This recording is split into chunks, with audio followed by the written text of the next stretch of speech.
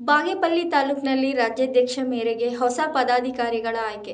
ರೈತ ನಾಯಕ ಪ್ರೊಫೆಸರ್ ನಂಜುಂಡಸ್ವಾಮಿ ಸ್ಥಾಪಿತ ರೈತ ಸಂಘ ಮತ್ತು ಹಸಿರು ಸೇನೆಯ ತಾಲೂಕು ಮಟ್ಟದ ಪದಾಧಿಕಾರಿಗಳ ಆಯ್ಕೆ ದಿನಾಂಕ 27/8/2024 ಬುಧವಾರ ಬಾಗೇಪಲ್ಲಿ ತಾಲೂಕಿಗೆ ಹೊಸ ಪದಾಧಿಕಾರಿಗಳನ್ನು ಆಯ್ಕೆ ಮಾಡಿದ ರಾಜ್ಯಾಧ್ಯಕ್ಷರ ಸಮ್ಮುಖದಲ್ಲಿ ಎಲ್ಲರ ಒಪ್ಪಿಗೆ ಮೇರೆಗೆ ತಾಲೂಕು ಮಟ್ಟದ ಜವಾಬ್ದಾರಿ ನೀಡಿ ಗೌರವಪೂರ್ವಕವಾಗಿ ರಾಜ್ಯಾಧ್ಯಕ್ಷ ನಾರಾಯಣಸ್ವಾಮಿ ಸ್ವಾಗತಿಸಿದರು.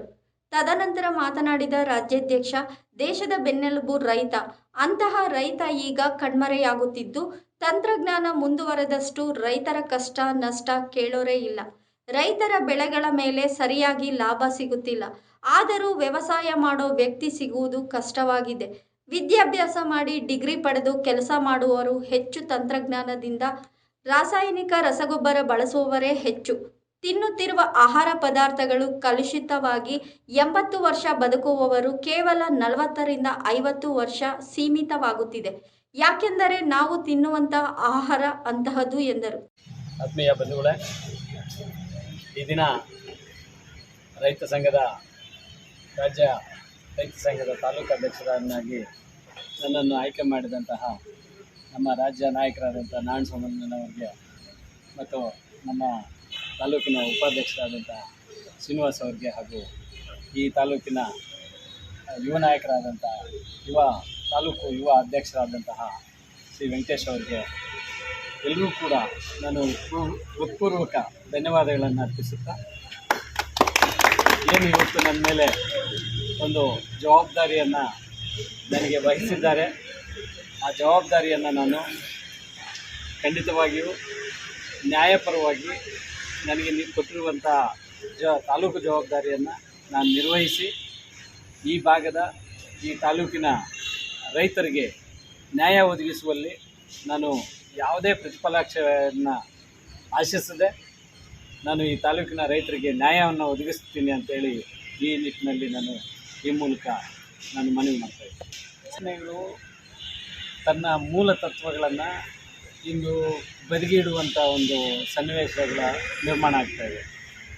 ಆದರೆ ಬಣಗಳು ಎಷ್ಟೇ ಇರಲಿ, ಎಷ್ಟೇ ಬಣಗಳಾಗಲಿ, ನಾವು ನ್ಯಾಯದ ಪರವಾಗಿ ಹೋರಾಟಗಳನ್ನು ರೂಪಿಸುವುದು ಈ ಸಂಘಟನೆಗಳ ಒಂದು ಸಿದ್ಧಾಂತ.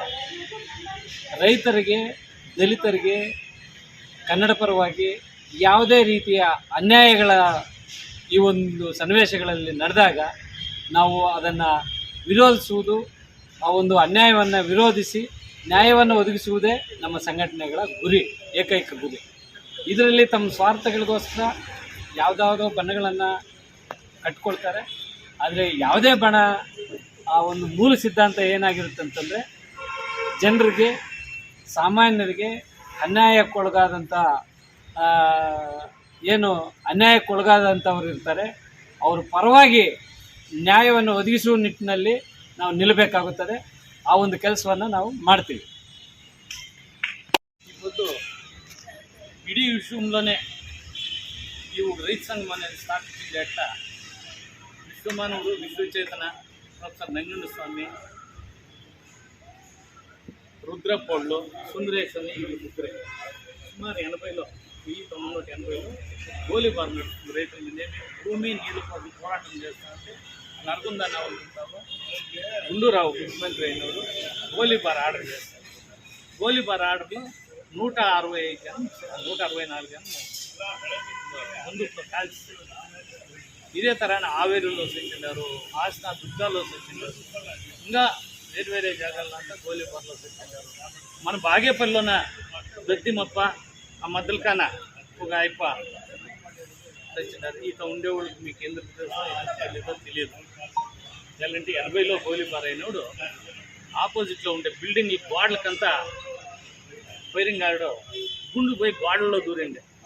ఇప్పుడు ఆపోజిట్ తాలూకా ఆఫీస్ ఆపోజిట్ బిల్డింగ్లో అంతా దూరండి గుండు. అంత భయంకరమైన ఇది.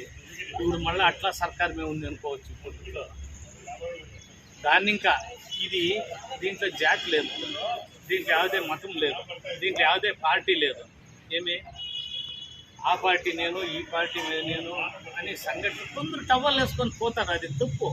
టవల్ వేసుకొని ಯಾವುದೇ ರಾಜಕಾರಣಿ ಜೊತೆ మనం పోకూడదు.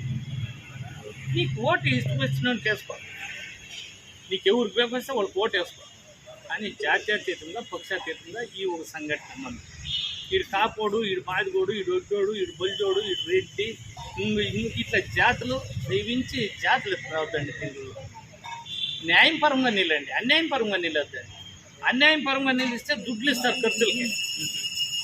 న్యాయపరంగా మనం ఏం లేకుండా అన్నం కోసము ఆ తల్లితో సమానమైన ఒక న్యాయాన్ని నిలబెట్టారు.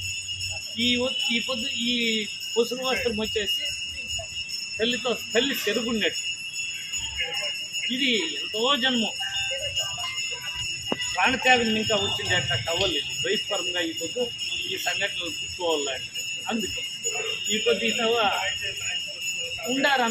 ತಾಲೂಕು ಪದಾಧಿಕಾರಿಗಳು ತಾಲೂಕು ಅಧ್ಯಕ್ಷ ಲಕ್ಷ್ಮೀ ನರಸಿಂಹಪ್ಪ, ಎಂವಿ ತಾಲೂಕು ಉಪಾಧ್ಯಕ್ಷ ಶ್ರೀನಿವಾಸ್, ತಾಲೂಕು ಯೂತ್ ಅಧ್ಯಕ್ಷ ಬಿ ವೆಂಕಟೇಶ್, ಗೂಳೂರು ಹೋಬಳಿ ಅಧ್ಯಕ್ಷ Aslam Basha, Laddu boys, AK colony Balaji, Gautam Amar, Kondavaripalli, Jakkanpalli, Anil Kumar Reddy, AN Chinnikar, Prabhas, Sudhakar ಹಲವಾರು ಜನರು ಹಾಜರಿದ್ದರು.